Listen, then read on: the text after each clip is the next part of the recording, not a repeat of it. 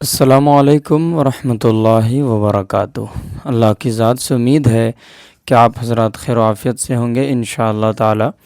آج پھر میں ایک نئے ویڈیو میں نئے کلاس کے ساتھ آپ کے سامنے حاضر ہوں۔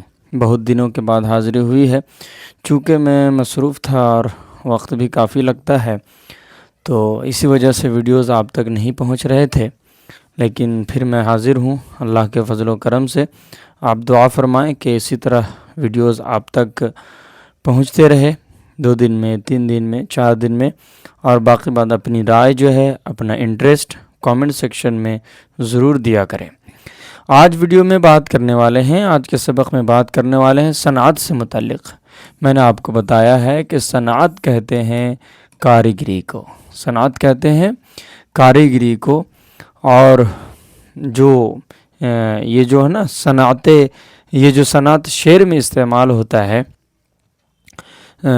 یعنی کہ شعر کو کس طرح سنوارنا ہے، بنانا ہے، تو اسے ہم شعری اصطلاح میں کہتے ہیں کاریگری کہتے ہیں۔ تو وہ شعر میں ہم اس کاریگری کو دکھاتے ہیں، اس کو بناتے ہیں، سنوارتے ہیں۔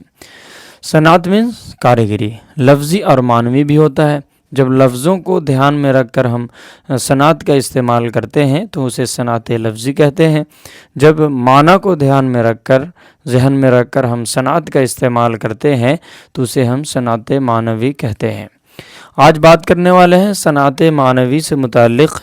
اس سے پہلے میں نے آپ کو بتایا تھا لف و نشر، میں نے آپ کو بتایا تھا یعنی شعر میں جو ہے کچھ ایسے الفاظ لائے جائیں اور پھر اسی کی مناسبت سے باتیں کی جائیں، اس کی تشریح کی جائے اور اس سے متعلق بیان کی جائے باتیں، تو اسے کہیں گے لف و نشر۔ آج بات کرنے والے ہیں آج کے ویڈیو میں کہ حسن تعلیل، آج بات کریں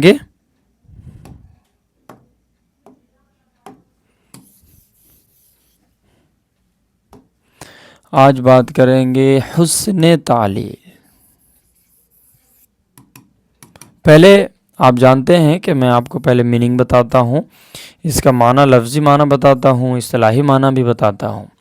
حسن تو آپ جان رہے ہیں کہ خوبصورتی کو کہتے ہیں حسن، تعلیل کہتے ہیں علت کو، یعنی کہ ایسی وجہ بتائی جائے، یعنی اس کے خوبصورت ہونے کی وجہ بتائی جائے۔ حسن تعلیل یعنی کہ اس کی وجہ، خوبصورت ہونے کی وجہ، حسن خوبصورتی، تعلیل علت، یہ ہوا۔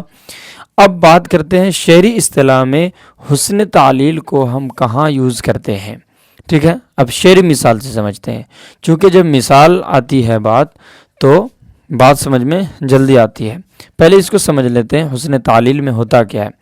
حسن تعلیل میں ہوتا ہے کہ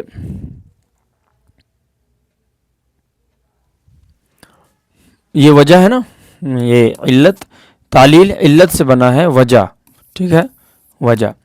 اب کہہ رہا ہے کہ شعر میں ایسے الفاظ لائیں کہ یعنی کہ اس کو جو لائے تو اس کی وہ اصل وجہ نہ ہو، ٹھیک ہے، یعنی وہ اس کی اصل وجہ نہ ہو، یعنی چند ایسے الفاظ لائے جائیں جو اس کی مناسبت سے بیان کیے جائیں لیکن وہ اس کی اصل وجہ نہ ہو، یعنی لفظ جو ہے شعر میں جو بات کہی جائے وہ اس کی اصل وجہ نہ ہو، بس جو ہے کہ وہ حسن کے لیے اس کی وہ وجہ بیان کی جائے، اصل میں اس کی وجہ کچھ اور ہو۔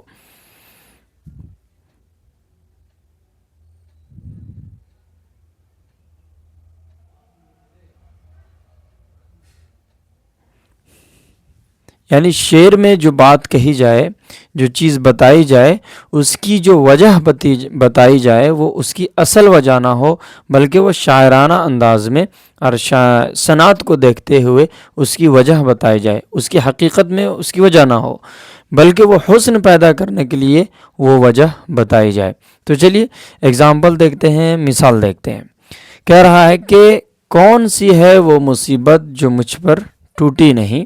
یہ دیکھیں، شاعر جو ہے کہ وہ اپنی مصیبت کو بیان کر رہا ہے۔ پہلے آپ دیکھیں، کون سی ہے وہ مصیبت جو مجھ پر ٹوٹی نہیں، یعنی شاعر کہتا ہے کہ مجھ پر بہت ساری مصیبتیں ہیں، کون سی ایسی مصیبت ہے جو مجھ پر ٹوٹی نہیں۔ یہ مصیبت کی بات ہوئی، لیکن اس کی وجہ جو بیان کی جا رہی ہے وہ اس کی اصل وجہ نہیں۔ یہ دیکھیں، رات دن گردش میں ہے ہفت آسماں میرے لیے، یعنی یہ جو ہے نا آسمان زمین، آسمان کا جو ہے کہ گردش کرنا، آسمان کا جو ہے گردش کرنا، رات دن اور ہفت آسمان یعنی کہ ساتوں آسمان، یہ جو گردش کرنا ہے یہ اس کی اصل وجہ نہیں ہے، یہ اس کی اصل علت نہیں ہے، بلکہ یہ ایک شاعرانہ انداز ہے تاکہ حسن پیدا ہو رہا ہے۔ دیکھیں، رات دن گردش میں ہے، ہفت آسماں میرے لیے، یعنی اتنی مصیبتیں ہیں کہ وہ گردش کر رہی ہیں آسمان کی طرح،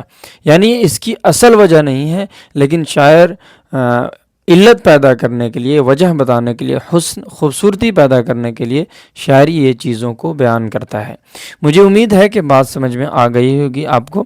شارٹ میں نے آپ کو بتایا حسن تعلیل، یعنی کہ شاعر جو ہے شعر میں کوئی ایسی چیز بیان کرے اور کوئی بات ایسی بتائے اور اس کی ایسی وجہ بتائے جس کی وہ اس کی اصل وجہ نہ ہو، بلکہ وہ حسن پیدا کرنے کے لیے شاعر اپنا وہ صنعت استعمال کیا ہو۔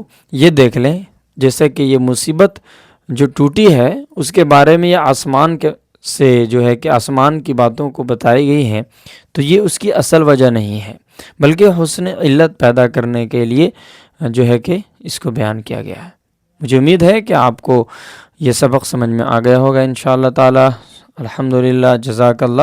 پھر ملیں گے نیکسٹ ویڈیو میں انشاءاللہ تعالی۔ آپ کو یہ ویڈیو کیسا لگا، کیسا سمجھ میں آیا، آپ ضرور کامنٹ کریں، سبسکرائب کریں۔